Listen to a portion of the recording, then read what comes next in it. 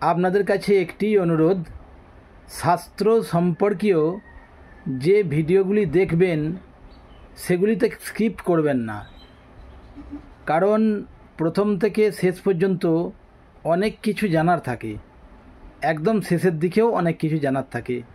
ওই জন্য স্কিপ না করে পুরো ভিডিওগুলি অবশ্যই দেখবেন। নমস্কার সকলকে।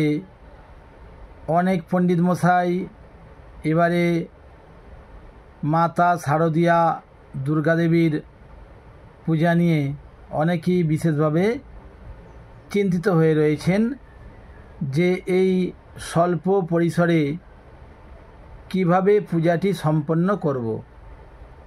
এই বিষয়ে অনেকেই চিন্তিত হয়ে রয়েছেন এবং তার মধ্যে একজন যেটি বলেছেন সেটি হচ্ছে যে এই পূজার ক্ষেত্রে কোনো জায়গায় উনি পেয়েছেন বার, তিথি, নক্ষত্র, করণ ইত্যাদি এই পূজার ক্ষেত্রে উল্লেখ নেই। এই জায়গাটি কোথায় আছে? তাহলে তিথিরও উল্লেখ নেই, বারেরও উল্লেখ নেই, দেবী বলেছেন, তাহলে এই জায়গাটি কোথায় আছে? সর্বাগ্রে বলতে হয় অবশ্যই এই জায়গাটি আছে। এটি রয়েছে দেবী পুরাণের অন্তর্গত দাত্রিংশতম অধ্যায়ের 14, 15 এবং 16 নাম্বার শ্লোকে এখানে যেটি বলা হচ্ছে, দেবীর পূজার ক্ষেত্রে বলা হচ্ছে যে আরাধনা, পূজা, উপাসনার ক্ষেত্রে বার, তিথি, নক্ষত্র, উপবাস ইত্যাদি নেই, এই নিয়মগুলি নাই। ভক্তি মূল কারণ। আসলে আমরা প্রকরণে যেটি পাই সেখানে 3টি কাণ্ড পাই। প্রথমে জ্ঞানকাণ্ড, তারপরে কর্মকাণ্ড এবং ভক্তিকাণ্ড, এই 3টি কাণ্ড আমরা পাই। এটি নিয়ে আমি আগে আলোচনা করেছি। তা এখানে যেটি বলা হচ্ছে সেটি আরেকবার বলছি, বলা হচ্ছে দেবীর পূজাদি উপাসনার ক্ষেত্রে ঋতু, তিথি, নক্ষত্র, উপবাস ইত্যাদি নাই। তাহলে এখানে বলা হচ্ছে ভক্তি মূল কারণ। তারপরে বলা হচ্ছে বেলাও নাই, নক্ষত্রেরও কোনো এখানে বিষয় নাই, করণেরও বিষয় নাই, দিনেরও বিষয় নাই, সবই দেবীর কাছে সমান। এবং বলা হচ্ছে বিধিপূর্বক যদি পূজাদি করা হয় তাহলে দেবী সর্বফল প্রদান করেন, দেবী ঈপ্সিত ফল প্রদান করেন।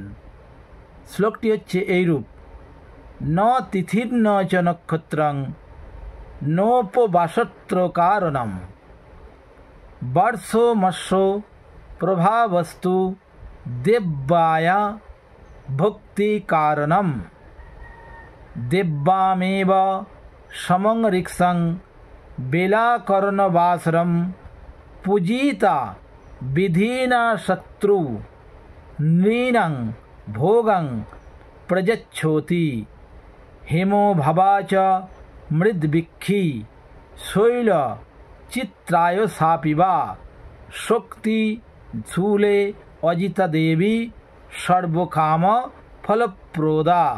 অর্থাৎ এর সঙ্গে আরও একটি কথা যুক্ত হয়ে যাচ্ছে। আমরা যেটি পাচ্ছি দেবীর পূজাদি উপাসনা আরাধনার ক্ষেত্রে যে ঋতু, তিথি, নক্ষত্র, উপবাস, বেলা, করণ, দিন এইগুলি নাই, তেমনই আরেকটি তথ্য এখানে বলা হচ্ছে হেমময়ী, মৃন্ময়ী, দারুময়ী, শৈলময়ী, চিত্রময়ী প্রভৃতি যে কোনো পূজা করা হইলেই দেবী সর্বফল প্রদান করিয়া থাকেন, দেবী সর্বফল প্রদান করিয়া থাকেন।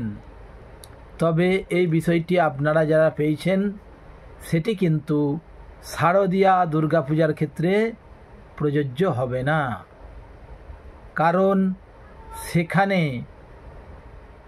আমাদের শারদীয়া দুর্গাপূজা কাম্য পূজা, এটি যেটি রয়েছে এটি নিত্য পূজার ক্ষেত্রে বলা হচ্ছে। দুর্গাপূজার যেমন নিত্যত্বও আছে তেমন কাম্যত্বও আছে। কাম্য পূজাদির ক্ষেত্রে আমরা সংকল্প করি, সেই কারণে আমাদের এখানে তিথির উল্লেখ করতে হবে। এটি হচ্ছে মূল কারণ। অতএব এই শ্লোকটি শারদীয়া দুর্গাপূজার ক্ষেত্রে প্রযোজ্য হবে না। আশা করছি নিশ্চয়ই বিষয়টি বুঝতে পারছেন, বিষয়টি অবগত নিশ্চয় হতে পারছেন। যারা নবাগত রয়েছেন তারা অবশ্যই চ্যানেলটাকে সাবস্ক্রাইব করবেন। যাহারা চ্যানেলটা সাবস্ক্রাইব করেছেন তাদের অসংখ্য ধন্যবাদ। শেয়ার করবেন, কমেন্টের মাধ্যমে আপনাদের অমূল্য তথ্য জানাবেন এবং লাইক করবেন। সকলে খুব খুব ভালো থাকবেন। সকলকে পুনরায় নমস্কার।